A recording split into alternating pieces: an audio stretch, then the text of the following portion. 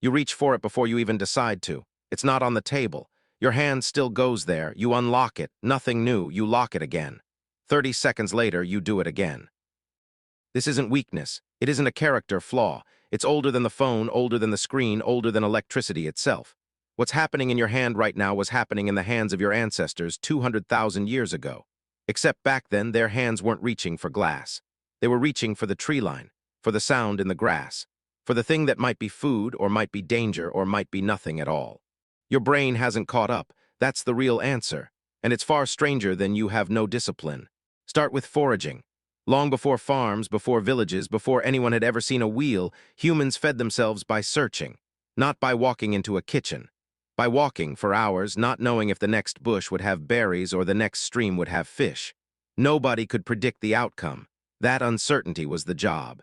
Researchers studying hunter-gatherer societies, including work led by anthropologist Kristen Hawkes, found something odd about how foragers behaved. They didn't search randomly. They searched in patterns shaped by uncertain, intermittent reward. Sometimes a berry patch was empty, sometimes it was overflowing. The brain that survived best wasn't the one that gave up after one empty patch. It was the one that kept checking, just one more bush, just one more turn in the path. Sound familiar? Neuroscientist Wolfram Schultz spent decades studying dopamine, the brain chemical linked to motivation and reward. He didn't find what everyone expected.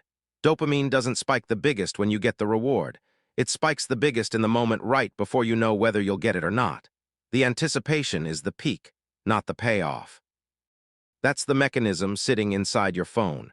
Every time you unlock it, you don't know what you'll find. A message, a notification, nothing at all. Your brain doesn't treat nothing as a failure and stop. It treats it the way a forager treated an empty berry bush. Just try the next one. This is called a variable ratio reward schedule. Psychologist B.F. Skinner discovered it almost a century ago, watching pigeons peck at levers. Pigeons that got a treat every single time they pecked eventually got bored and stopped. Pigeons that got a treat unpredictably, sometimes after one peck, sometimes after 20, pecked constantly. They couldn't stop. The uncertainty was the hook, not the reward itself. You are not a pigeon, but your dopamine system doesn't know the difference between a lever and a lock screen. Now add another layer, vigilance. For most of human history, survival didn't just depend on finding food. It depended on noticing threats before they noticed you.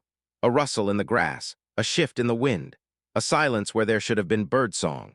The humans who scanned their environment constantly, who never fully relaxed, were the ones who passed on their genes. The relaxed ones, more often, didn't get the chance.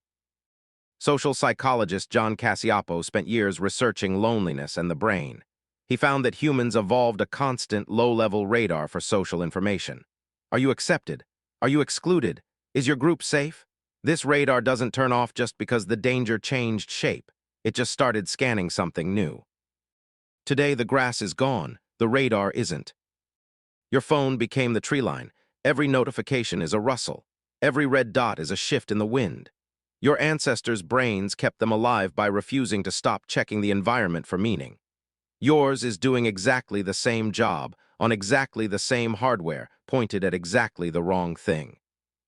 Here's the part that reframes everything. You are not addicted to your phone, not really. You're addicted to the ancient feeling of resolving uncertainty. The phone is just the most efficient uncertainty-generating device your species has ever built. It fits in your pocket. It never runs out of berry bushes. Consider what a single unlock actually offers your brain. A possible message from someone who matters to you. That's social bonding, the oldest survival currency there is. A possible piece of information you didn't have before. That's the forager's discovery. A possible threat you need to know about. That's the sentinel's job. All three ancient systems fired by one motion of your thumb. No wonder it doesn't feel optional. There's a cruel twist to all of this. The very intelligence that makes humans different from every other animal is the same intelligence being used against your own instincts. Ancient uncertainty was slow. A berry bush took an hour to check and refill. A predator took days to reappear. Your nervous system evolved to handle uncertainty on that timescale. It was never built to resolve and re-trigger 50 times an hour. You are running a 200,000-year-old operating system on a workload it was never designed to carry. This is not about willpower. Telling yourself to simply stop checking is like telling a forager to stop noticing rustling grass. The system isn't broken. It's working exactly as designed. The environment around it changed. The instinct didn't. So what do you do with a truth like that? You stop blaming the part of your brain that is only trying to keep you alive. That reflexive reach, the one that happens before you even decide to move your hand, isn't a flaw in you. It's proof that you are the descendant of people who survived by paying close attention to their world. The instinct is ancient. It is not going anywhere.